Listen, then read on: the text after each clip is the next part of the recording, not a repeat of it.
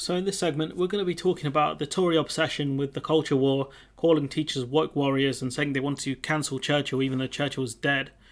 The thing that cancelled him, I think, was his body, really. But these people believe teaching about Churchill, the fact that Churchill was racist and believed in the empire, even when people in the UK weren't as racist and didn't believe in the empire as much. It shows you that he was behind the times.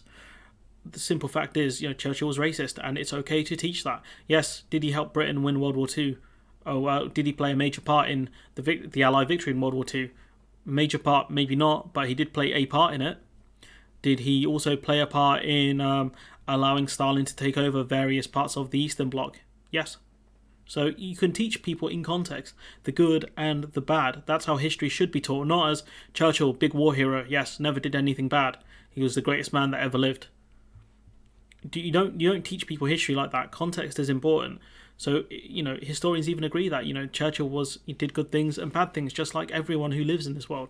We all do good things and bad things. But this guy is an absolute nut job, and it does show you the kind of UKification of the Conservative Party. So without any further preamble, let's go to this video.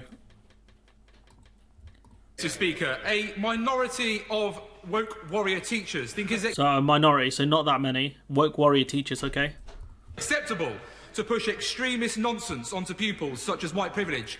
Big man, white privilege does exist. We covered a story. Well, I haven't covered the story, but there's a story about a girl in London who was strip searched by the police, and there were suspicions around it that they did so because she was black. They thought they could get away with it. So the idea that white privilege doesn't exist is an absolute myth. A white guy saying white privilege doesn't exist isn't shocking to me. As a minority, I can tell you white privilege definitely does exist. And try to cancel important historical figures such as Sir Winston Churchill. Again, who's cancelling Churchill, big man? If you're not giving his life in context, you're doing him a disservice. However, Mr. Speaker, these teachers are also aided and abetted by some trade unions, such as the Not Education Union. Oh, the Not Educational Union. Haha, I'm so funny. I have jokes. You claim to be the Education Union, but I call you the Not Education Union. I am very funny. I'm better than all the comedians.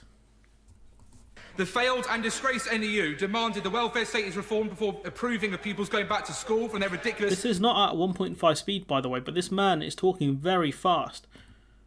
100-point plan, and its president blames NATO. This is a bit I'm not aware of. I can't verify this claim.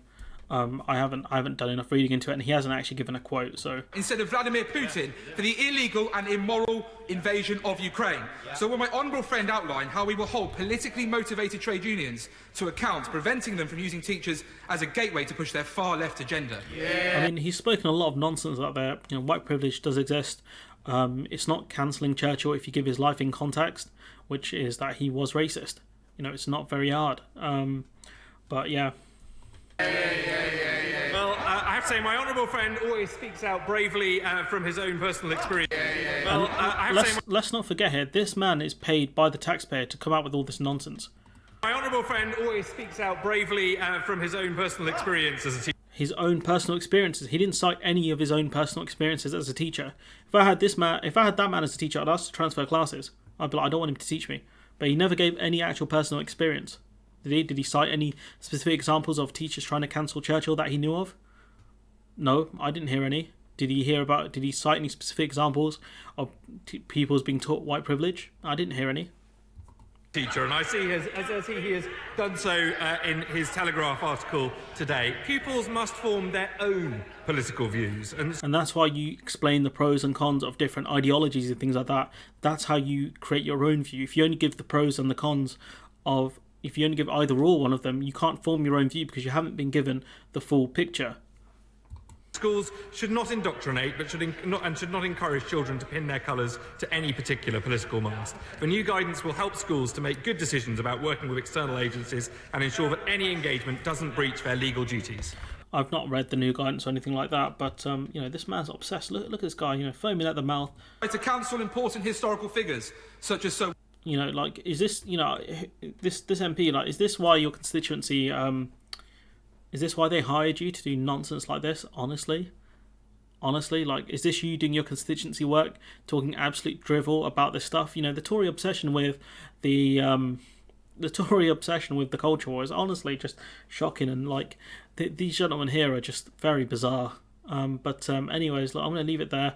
Let me know what you think in the comments below. Like, comment, share, subscribe. Support the channel on Patreon if you can, and hopefully I'll see you in the next one.